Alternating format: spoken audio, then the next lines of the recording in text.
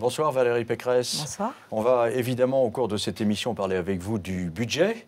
Vous aurez l'occasion de répondre aux questions d'Edwige Chevrillon sur ce sujet, mais auparavant je voudrais vous parler aussi des questions d'actualité, puis on parlera de l'UMP. Question d'actualité, ce drame d'Échirolles, où deux jeunes de 21 et 20 ans ont été tabassés, tués à coups de couteau et de manches de pioche et de pioches, tout simplement parce qu'ils avaient une altercation la veille avec une bande de gamins qui sont venus se venger. On écoute, si vous le voulez bien, les parents des deux victimes. Plus jamais ça, car ça peut être n'importe qui. Et c'était pas des enfants, ils étaient respectables, ils tiraient les autres vers le haut. Donc c'était un peu des exemples pour ceux qui habitent ici. Comme vous voyez, c'est un cadre qui est sympathique, où on y vit bien. Donc ça peut arriver n'importe où. On sait, d'accord, qu'il y a des gens à Villeneuve qu'on n'arrive pas à maîtriser et qui ont un certain pouvoir de nuisance. On le sait. Qu'est-ce qu'on fait sur eux? C'est pas à moi de dire. Je veux dire, mon fils, si vous voulez savoir ce qu'il est, demandez à ses pères. Ils le prennent pour un demi-dieu. Tellement il est gentil, conciliateur. Comment expliquer cette violence sauvage en France ? Aujourd'hui, on est dans une société qui est de plus en plus violente et on a des phénomènes de bande.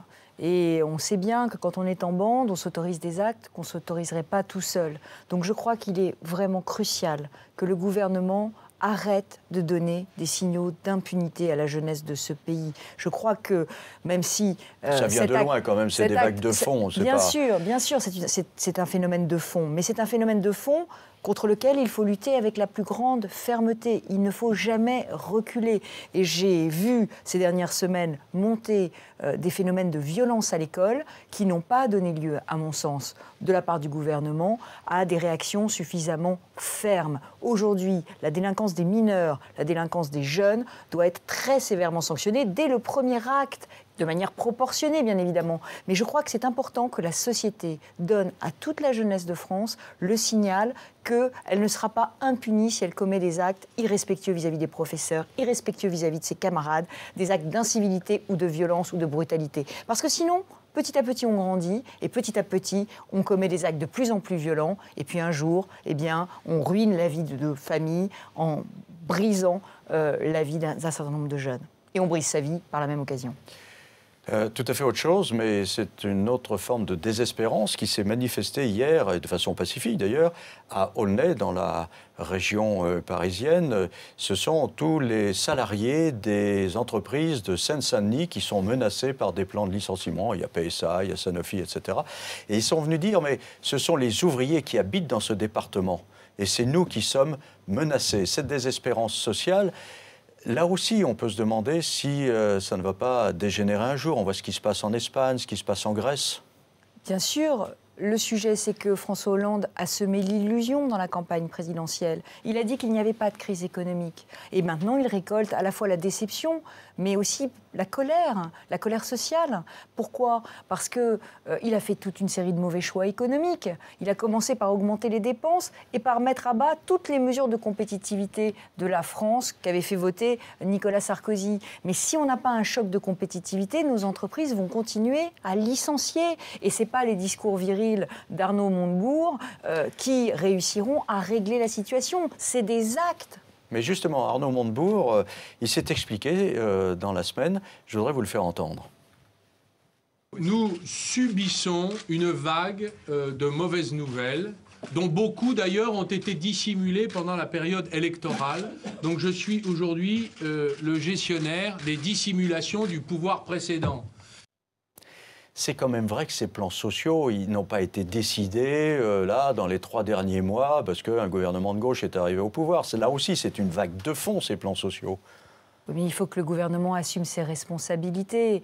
J'allais dire que la principale dissimulation de la campagne électorale, c'est quand François Hollande a dit « la crise n'est pas en France, elle n'est qu'en Espagne et en Italie ». La crise était là, il l'a nié. Il a dit aux Français « on pourra s'en sortir sans faire des efforts ». Il a dit aux Français « ne vous inquiétez pas, il suffit de sortir Nicolas Sarkozy et tout sera réglé ». Et aujourd'hui, rien n'est réglé. Mais la question que j'aimerais poser à Arnaud Montebourg, c'est est-ce qu'il pense vraiment que les décisions du gouvernement Hollande ont améliorer depuis 100 jours la situation économique de la France? Et la réponse, c'est clairement non.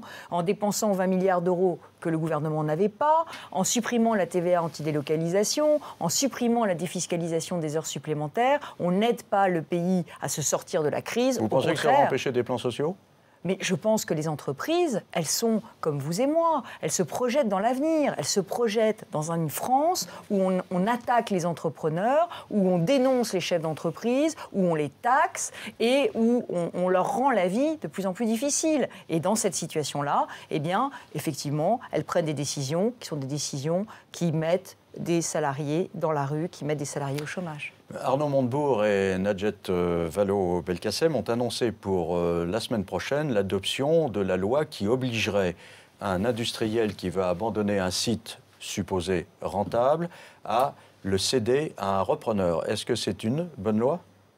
Mais ce qu'il faut à la France, c'est un choc de compétitivité. Il faut que le coût du travail, les charges sur les salaires soient moins élevées. Il faut qu'on ait un droit du travail qui soit plus souple. Par exemple, mais cette loi, elle est absurde, Monsieur Mazerolle. Elle est absurde parce que qu'est-ce qu'elle va faire? Elle va dissuader tous les étrangers qui veulent investir dans notre pays à venir investir en France. Parce qu'ils vont se dire que le jour où ils seront en difficulté, ils n'auront plus aucune marge de manœuvre pour fermer une usine. Qu'est-ce qu'on fait? On laisse M. Mittal fermer Florange comme ça? Mais on se bat pour qu'il soit compétitif de produire en France. On se bat pour que tous les investisseurs du monde entier aient envie d'investir en France. Qu'est-ce que nous avons fait comme bonne décision? D'ailleurs, M. Montebourg la salue aujourd'hui, il ne l'a pas voté.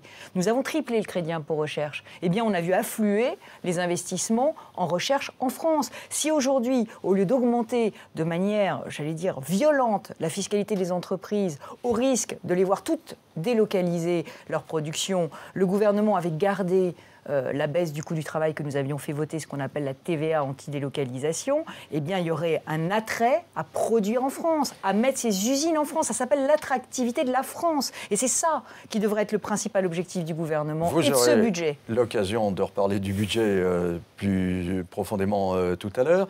Il y a aujourd'hui à Paris une manifestation des partis de gauche, ou de l'extrême gauche, en tout cas de la gauche du Parti socialiste, contre le traité, contre le pacte budgétaire que François Hollande va demander aux députés de signer. D'ailleurs, vous le signerez, vous ?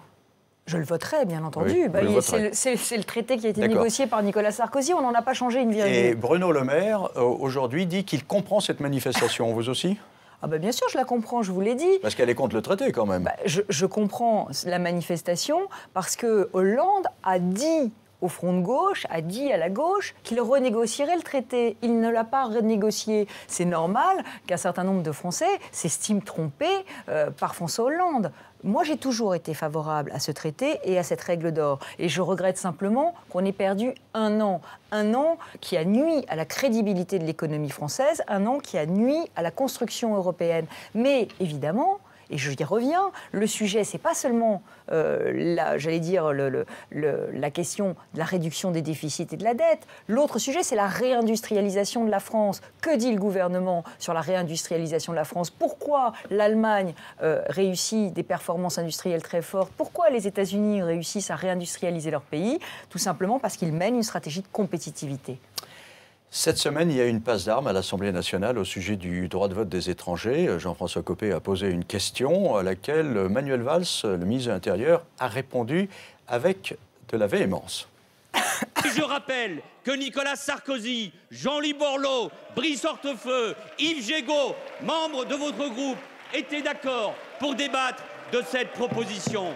Et la seule chose que je vous demande, Monsieur Copé, en responsabilité, c'est de ne pas utiliser ce sujet pour que les Français soient jetés contre les immigrés. Vous n'avez rien y gagné, la République n'a rien y gagné, et nous avons besoin d'un débat apaisé. C'est vrai qu'à droite, on n'a pas toujours été aussi résolument contre cette idée du droit de vote des étrangers que ça n'est le cas aujourd'hui. Nicolas Sarkozy, effectivement, à un moment donné, s'était prononcé plutôt favorablement. Voulez-vous que je vous dise franchement ce que je pense de cette question? Je pense que c'est un leurre. Je pense que c'est une manœuvre de diversion tactique de François Hollande, parce que n'ayant aucune réponse aux vrais problèmes des Français, c'est-à-dire le chômage et la crise, eh bien, il va proposer des réformes de société qui permettent de ressouder la majorité de gauche autour de lui. La vérité sur cette question du vote des étrangers, c'est que M. Hollande n'a pas la majorité pour la faire voter. Donc, elle ne passera pas, cette loi. Mais il a le droit de la défendre quand même. Oui, il peut la défendre, et mais elle ne pourquoi, passera à droite, pas. vous en faites une question de principe, alors qu'à un certain moment, c'est vrai que plusieurs responsables de droite disaient, après tout, pourquoi pas? Je crois qu'aujourd'hui, la situation a changé. Je crois qu'aujourd'hui, il y a une grande fragilité de la société française. Et il y a aussi, j'allais dire, un monde très troublé qui nous entoure. Et je crois que dans ce contexte géopolitique et géostratégique qui est celui du monde qui nous entoure, il faut redonner à la citoyenneté française toute sa valeur. Il faut que tous les étrangers que nous accueillons sur notre sol aient envie de devenir français et qu'ils aient pour objectif de devenir français. Et cette question de l'intégration, François Fillon cite le mot parfois tabou d'assimilation, mais je crois qu'aujourd'hui, on a besoin de cette intégration. Et cette intégration qui va jusqu'au bout, c'est-à-dire jusqu'à la nationalité. On ne peut pas dissocier citoyenneté et nationalité. Plus aujourd'hui. À Marseille, cette semaine, il s'est passé quelque chose d'étrange, et sans doute de grave d'ailleurs. Des habitants d'une cité ont décidé d'évacuer eux-mêmes un campement rom. Et ils ont mis le feu aux affaires de ces Roms lorsqu'ils avaient quitté les lieux. On écoute 2 de ces habitants. On est allé voir notre chère et tendre maire de secteur qui nous a dit qu'elle ne pouvait rien faire pour nous comme d'habitude. Donc on s'est révolté et on a demandé aux Roms de partir. On a réglé le problème avec nos petits moyens. On a eu plusieurs cambriolages qui se sont déroulés depuis qu'ils sont arrivés. On a fait appel aux forces de police qui n'ont pas voulu se déplacer. Ils nous ont carrément lâchés. Et on a décidé alors de prendre ça en main, nous. Là, les pouvoirs publics nous ont carrément lâchés, quoi. Il n'y a personne qui veut faire quoi que ce soit, quoi. Et là, ça ne date pas non plus d'aujourd'hui. Hein. C'est le fait que, surtout à Marseille, sujet que je connais bien, on téléphone à la police, elle se déplace quand elle a le temps, la mairie les a menés absents, la préfecture également. Comment se fait-il ? Je crois que ce drame nous interpelle vraiment tous. Parce que les actes sont condamnables, mais l'exaspération est palpable. Donc il faut que l'État soit présent. Il faut plus d'État, il faut plus de réponses, il faut plus de règles et il faut plus de sanctions. Et sur les Roms, la vérité, c'est que le gouvernement a une politique de gribouille. Il y a des expulsions quand même. Monsieur Valls a dit « je vais démanteler les camps de Roms ». On a eu l'impression d'entendre du Sarkozy dans le texte. Et ensuite, M. Ayrault a dit « non, on va faciliter leur séjour en France, on va leur donner des permis de travail préférentiels ».